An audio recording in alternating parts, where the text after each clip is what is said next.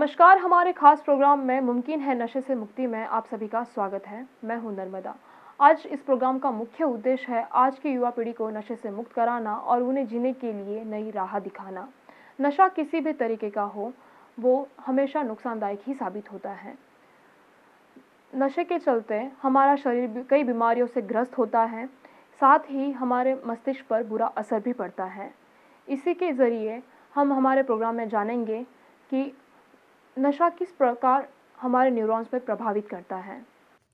हम सभी जानते हैं कि नशे के सेवन से सेहत पर नकारात्मक प्रभाव पड़ता है, लेकिन कम ही लोगों को इस बात की जानकारी होगी कि नशे की आदत दिमाग पर भी बहुत असर डालती है। एक शोध के मुताबिक रोज स्मोकिंग और अल्कोहल का सेवन करने वालों का दिमाग नशा न करने वाले लोगों के दिमाग की तुलना में कमजोर होता है। क्या कभी आपने सोचा है कि नशा करने के बाद लोग नशे में आकर क्यों इधर उधर की बातें करने लगते हैं? आखिर नशा हमारे दिमाग में ऐसा क्या कर देता है कि जुबान से लेकर पैर भी लड़खड़ाने लगते हैं? एक शोध में पता चला है कि नशे का सबसे अधिक असर हमारे मस्तिष्क पर पड़ता है। नशा कोई भी हो, ये हमारे मस्तिष्क को सबसे अधिक नुकसान पहुंचाता है और हमारे तंत्रिका तंत्र को भी खराब कर सकता है। नशा धीरे धीरे दिमाग में मौजूद न्यूरॉन्स के काम में बाधा डालना शुरू कर देता है। ये न्यूरॉन्स पूरे शरीर को संदेश भेजने, संदेश लेने और सिग्नल को प्रोसेस करने के कामकाज को संतुलित करती हैं। गांजा और हेरोइन जैसी कुछ ड्रग्स न्यूरॉन्स को अधिक सक्रिय बना देती हैं, क्योंकि उनमें मौजूद रसायन की संरचना शरीर में उपस्थित प्राकृतिक न्यूरोट्रांसमीटर जैसे ही व्यवहार करती है। इससे सामान्य दिमाग गड़बड़ा जाता है। इन रसायनों की अधिकता की वजह से दिमाग पर कोई जोर नहीं रहता। गंभीर मामलों में लंबे समय तक किसी नशे का इस्तेमाल करने से मस्तिष्क पर इसका स्थायी असर पड़ सकता है। ये असर नशा छोड़ देने के बाद भी कई सालों तक रह सकता है। यही कारण है कि नशा छोड़ देने के सालों बाद भी किसी व्यक्ति के लिए फिर से नशे के चुंगल में फंसने की आशंका होती है। तो नशा न केवल शारीरिक बल्कि मानसिक तौर पर भी खतरनाक है, जो पूरी तरीके से जिंदगी बर्बाद करने का कारण बनता है। नशा कितना खतरनाक हो सकता है, हम ये बताने की कोशिश कर रहे हैं। इस खास प्रोग्राम में नशा न केवल शारीरिक, मानसिक, सामाजिक, पारिवारिक हर तरीके से ज़िंदगी को बर्बाद कर देता है। इसके बावजूद भी आज की युवा पीढ़ी नशे के आदी होती जा रही है। कई लोग नशे के साथ जुड़ते जा रहे हैं।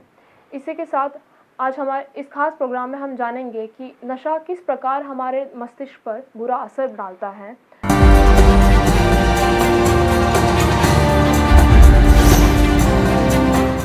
तो हमारे स्टूडियो में हमारे साथ मौजूद है डॉक्टर सुरेश डांगी जी, जो कि एक नशा रोग विशेषज्ञ हैं। डॉक्टर साहब, सबसे पहले तो आपका स्वागत है हमारे चैनल में। सर, मैं जानना चाहूँगी कि लोग किस प्रकार का नशा कर पाते हैं? लोग क्या विभिन्न प्रकार के सिस्टम नशा करते हैं, जिसमें मुख्यतः अल्कोहल हो गया, कोकेन हो गया, स्मैक हो गया, एमडी हो गया, और भी विभिन्न प्रकार के नशे हैं। तो जनरली जो आज के टाइम में जो समाज में जिस राजस्थान पे अभी चर्चा में है कि एमडी है, पन्नी लोग, या जैसे उत्तरी राजस्थान में पन्नी करके लोग अभी काफ़ी ट्रेंडिंग में चल रहा है। हालांकि ये नशे काफ़ी पुराने हैं, पर लोगों ने अभी जैसे जो चर्चा में आए, अन्यथा इन लोगों को क्या परिचित नहीं थे लोग। पर जो आजकल क्या जो कल्चर बढ़ा ना, कल्चर की वजह से क्या लोग इन नशे से परिचित हुए हैं। लोग नए नए बच्चे इन नशे के दलदल में पड़ रहे हैं। बहुत सारे आपने गांव में भी देखा होगा कि लोग चर्चा करते हैं कि पन्नी करके चेजिंग करके लेते हैं, जो स्मैक होती है जी। स्मैक को लेते हैं। उसी को ज़्यादा थोड़े दिन लेने के बाद उनके एडिक्शन हो जाता है, तो फिर वो इंजेक्शन से लेने लग जाते हैं। सर, आमतौर पर नशा करते क्यों है आज की युवा पीढ़ी? ज़्यादातर हम देख पा रहे हैं कि आज की युवा पीढ़ी खुद की जान को जोखिम पर डालते जा रहे हैं। तो आमतौर पर इसका रीज़न क्या है? रीज़न ये है कि मौत शौक के लिए या सामाजिक दबाव, जैसे राजस्थान में सामाजिक दबाव काफ़ी रोल प्ले करता है, जिसमें अफीम का कल्चर समाजों में काफ़ी है। लोग एक दूसरे को देख के वगैरह सामाजिक दबाव के कारण वो अफीम वगैरह ये चीज़ें चालू कर सकते हैं। काफ़ी बार दोस्तों के संपर्क में आके कि एक बार करके देखो इससे क्या होता है, उसी में भी लोग चालू कर सकते हैं। काफ़ी बार आपने देखा होगा कि लोग मौज शौक के लिए कहीं घूमने गए, कोई बर्थडे हुआ, इस चक्कर में एक बार तो ले सकते हैं। पर वो आप मानते हैं ना, जैसे कि कोई ट्रेन में आके कटता है तो जी। कट तो एक टाइट सी जाता है, जी। पर लोग कहते हैं ट्रेन से कटा पूरी। तो वो क्या है कि एक बार शुरू करने के बाद फिर उसको आकर्षण बढ़ता जाता है नशे के प्रति, फिर वो बार बार करने लगता है, फिर वो डिपेंड हो जाता है नशे पे। तो डॉक्टर साहब, जैसे कि हमने कई बार सुना है कि सभी लोग यही कहते हैं कि जो एक नशा वाला व्यक्ति होता है वो हमेशा नशे का इतना आदी हो जाता है कि वो मृत्यु के पश्चात ही नशा छोड़ सकता है, तो क्या ऐसा होता है? नहीं नहीं, इस चीज़ को समझने की ज़रूरत है कि नशा एक मानसिक रोग है और इसका निदान है और इसको छोड़ा जा सकता है। जी। तो इसके लिए मेडिसिन है, सेंटर, रिहैब सेंटर वगैरह खुले हुए हैं बहुत सारे आजकल। हर सिटी में रिहैब सेंटर हैं, डॉक्टर्स हैं, और भारत सरकार भी काफ़ी जगह हर डिस्ट्रिक्ट में रिहैब सेंटर लगा रखे हैं जहाँ निःशुल्क है ना नशे का इलाज किया जाता है, जहाँ डॉक्टर्स वगैरह सारी टीम अवेलेबल है। अगर वो छोड़ना चाहे तो वहाँ रह के भी छोड़ सकते हैं। जी। पर इसके लिए आपको दृढ़ निश्चय करना पड़ेगा कि मैं नशा छोड़ना चाहता हूँ और छोड़ सकता हूँ। बिना इच्छा के कोई नशा नहीं छुड़ा सकता। कि जब मैं खुद ही नशा छोड़ना नहीं चाह रहा हूँ, चाहे मुझे दुनिया के कोई से भी रिहैब में भेज दो, तो उसमें कोई नशा छोड़ने का सवाल ही नहीं उठता। पर मन से मजबूत होना पड़ेगा कि हाँ मैं नशा छोड़ सकता हूँ, तभी आप नशा छोड़ सकते हैं। जी। आजकल स्नैक बाइट भी काफ़ी चर्चित विषयों में है, तो वो सर वो उस बारे में थोड़ी जानकारी दीजिए कि स्नैक बाइट है क्या? ये मिथ है कि स्नैक बाइट से कोई नशा होता है। ये गोवा साइड वगैरह जो रेव पार्टियाँ वगैरह होती है, इसमें ये बोलते हैं कि स्नैक बाइट, पर स्नैक बाइट से अगर नशा होता तो राजस्थान में गली गली में सांप पाए जाते हैं। जी। तो लोग वैसे ही कटवा के नशा कर लेते हैं, दूसरा नशा करने की आवश्यकता ही नहीं होती थी। तो ये मिथ है, कोई स्नैक बाइट से कोई नशा नहीं होता है। तो ओके सर। आजकल लोग एमडी नशा कर रहे हैं, तो सुनने में आ रहा है, तो ये इसके बारे में थोड़ी और जानकारी कि जिससे और भी लोग जो नशा करना चाहते हैं या फिर वो प्रेरित हो रहे हैं तो उससे वो थोड़ा दूरियां बनाए रखें। ये मानना पड़ेगा कि एमडी एक जो मेटामेफेंटाइन ड्रग है, जी। ये बहुत घातक ड्रग है। इसको समझने की ज़रूरत है कि इसकी लत है ना बहुत जल्दी लग जाती है, और ये क्या ब्रेन स्टिमुलेंट होती है। तो जैसे क्या होता है, इंसान एक बार लेता है तो उसको अच्छा फील होता है, काफ़ी अच्छा लगता है, नींद नहीं आती है, वो एक्टिव हो जाता है। तो उसको काफ़ी चीज़ों में उसकी रुचि नहीं होती है, उसमें रुचि होने लग जाती है। तो उसको लगता है यार इससे अच्छी ड्रग्स तो कुछ है ही नहीं, तो वो उसकी तरफ निरंतर आकर्षित होता है। वो एक बार, दो बार, तीन बार करके फिर उसके ऊपर डिपेंड हो जाता है, और फिर वो चाह कर भी उसकी शरीर नहीं मानता कि मैं छोड़ पाऊँगा। तो वो इस दलदल में फंसता जाता है। पर ये है कि मानसिक रोग है, इसका इलाज संभव है, आराम से छोड़ सकते हैं, कोई ऐसा इशू नहीं है।